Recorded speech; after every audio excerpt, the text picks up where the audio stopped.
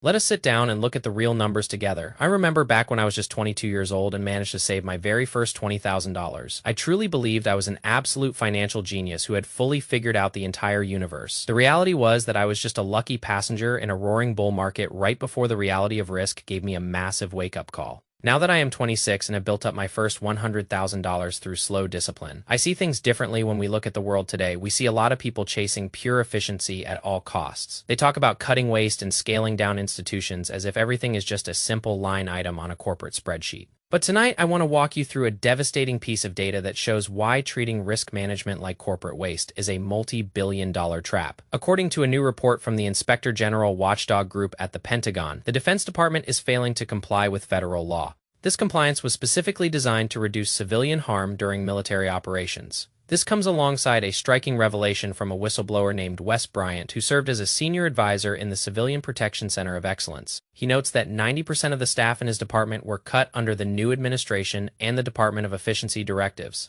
I used to think that cutting budgets was always a net positive for a balance sheet until I learned about the mathematics of systemic failure. When you look at large organizations, whether it is a government defense department or a massive corporate portfolio, the temptation is always to look at defensive units as non-performing assets. The people who calculate targets and double-check errors do not generate direct revenue on a daily basis. The risk compliance officer at a major global bank does not bring in new client capital. The safety inspector at an aviation firm does not speed up the assembly line. So when an aggressive leader walks into the room looking to show off immediate results, those defensive units are the very first things to get hollowed out. They call it hollowing out the waste, but in reality, they are hollowing out the institutional insurance policy. Let us actually look at the math of what happened in Iran with the tragic strike on a girls' school that took the lives of 150 children. The defense officials claim the situation was incredibly complex because the school was situated near a missile base, yet independent investigations and commercial satellite imagery made it completely clear what that building was. The reason the mistake happened is that the automated artificial intelligence software generates lists of targets in seconds, but the human verification team that was supposed to manually check those targets was cut by 90%. When you replace deliberate human verification with raw algorithmic speed, you are not buying efficiency. You are simply selling your protection against catastrophic risk and taking on massive unhedged liabilities. In the financial world, we see this exact same pattern repeat during every single market cycle. An investor looks at a portfolio and decides that diversification is just a drag on their maximum potential returns. They look at their cash reserves or their hedge positions and say this is completely dead weight. They see a high-flying technology stock or a crypto asset skyrocketing, and they think that holding conservative bonds is just a sign of being outdated. So they cut their defenses down to 0% and concentrate everything into maximum velocity. For the first 6 months or the first year, they look like an absolute financial wizard because their returns are compounding at an historic rate, but they do not realize that they have not actually built sustainable wealth. They have just taken out a massive unhedged short position against volatility. And when the black swan event inevitably arrives, whether it is an unverified target in a conflict zone or a sudden liquidity freeze in the markets, the entire structure collapses in seconds. The cost to fix that single systemic failure completely wipes out all the capital saved by the initial budget cuts.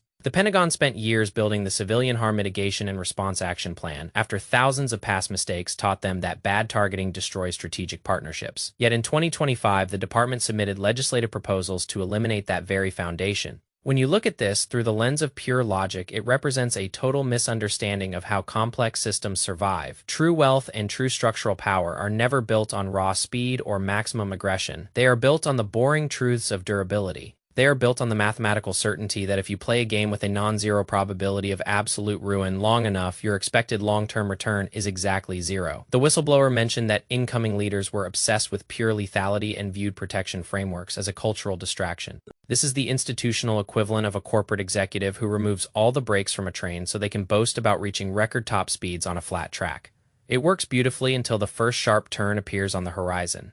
We need to realize that the most valuable assets in any system are often the quietest ones. The compliance teams, the legal advisors, the human review boards, and the diversified hedges are what keep the entire machine from tearing itself apart under stress. If you are looking at your own capital today and feeling tempted to cut corners to catch up with a rapidly shifting market, I urge you to look at this Pentagon data as a warning sign. When the largest and most heavily funded bureaucracy on Earth tries to bypass its own safety laws to save time, it results in a devastating loss of credibility. When an individual investor tries to bypass the laws of risk management to maximize their gains, they face sudden and total financial ruin.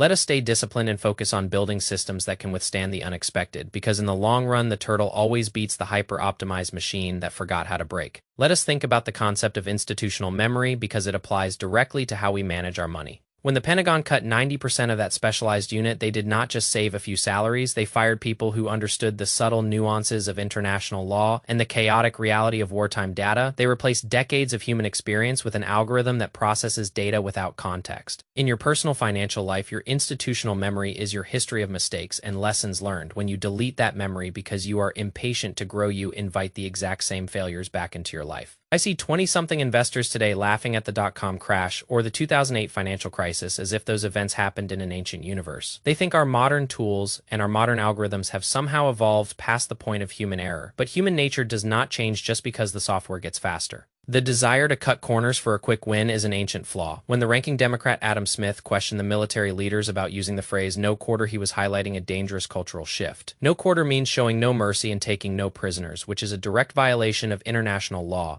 When a leadership team adopts a no-quarter mentality toward their own rules, they create an environment where mistakes are hidden rather than corrected. In corporate governance, we call this a toxic culture of non-compliance. When an executive team cares only about quarterly earnings and ignores safety protocols, the stock might jump for a few months. But underneath the surface, the structural integrity is decaying. Think about the massive corporate scandals we have witnessed over the past few decades. From Enron to the recent banking collapses, they all started with leaders who believed they were too smart for the rules. They believed that safeguards were just bureaucratic red tape holding back their true potential. We must look at our own personal balance sheets with the same critical eye as an independent inspector general. Are you keeping enough cash reserves to survive a 6-month job loss, or have you fully invested every single dollar into the market because you think cash is a wasteful asset? Are you paying for proper health and disability insurance, or are you skipping those premiums because you have not been sick in 5 years? Skipping insurance looks like an efficient cost-cutting measure right up until the day you receive a diagnosis. The goal of financial planning is not to maximize your returns in a perfect world.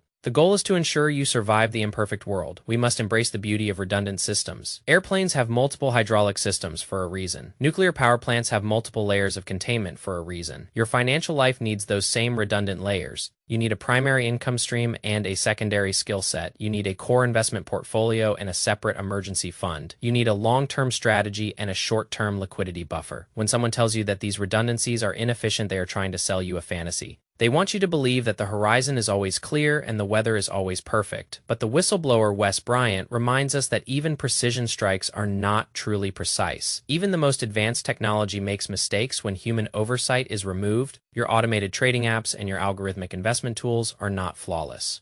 They do not know when a systemic liquidity shock is about to hit the global banking system.